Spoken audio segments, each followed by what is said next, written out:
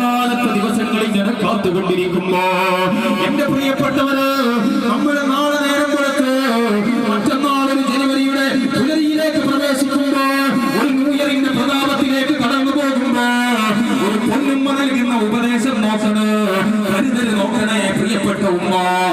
New ഇയറിന്റെ വെളിച്ചത്തില് ആകാശം ഓരോ പ്രകാശങ്ങൾ പരത്തുന്ന നമ്മുടെ മക്കൾ വളർന്നു വരുമ്പോ, അങ്ങാടികൾ തോറും അലഞ്ഞു നടക്കുന്ന പ്രിയപ്പെട്ട മക്കൾ വളർന്നു വരുമ്പോ ഉമ്മ ഉപദേശിക്കുന്നത് നോക്കണേ, വാപ്പയുടെ ശിക്ഷാ നടപടികൾ നോക്കണേ.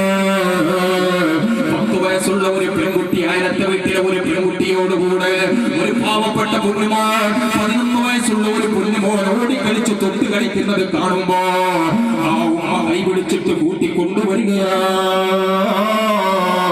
മോനെ, ഇത് നമുക്ക് പറ്റിയ പണിയല്ല. തുമ്മീതെത്താത്ത കുഞ്ഞ്, ഉന്നതിരിവെത്താത്ത കുഞ്ഞ്, ദൂരെ എവിടെയോ ഹോസ്റ്റലിൽ പഠിക്കുന്ന കുഞ്ഞുമോൾ, നമ്മളുടെ പ്രിയപ്പെട്ട കുഞ്ഞുമോൾ ഏതോ ഒരു തന്നെ ബൈക്കിൽ കയറി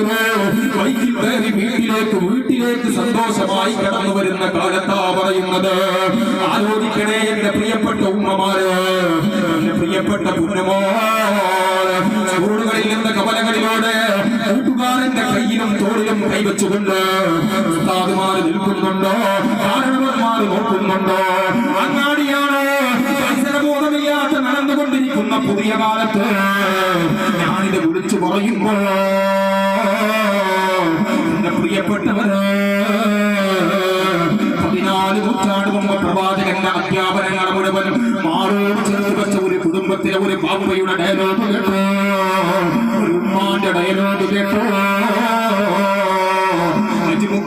എന്ന് പറയുന്ന ബാപ്പയോട് പറയുകയാ, 10 വയസ്സുള്ള പെൺകുട്ടിയോട് ഓടിക്കളിക്കാനാ നമ്മുടെ പൊന്നുമോനെ വളർത്തുന്നത്. അകത്ത് കയറിയിട്ട് ഒരു ചുള്ളിക്കമ്പെടുത്തിട്ട് പൊന്നുമോന്റെ കാലിൽ ഒരു അടി വെച്ച് കൊടുത്തിട്ട് പറഞ്ഞു, മോനെ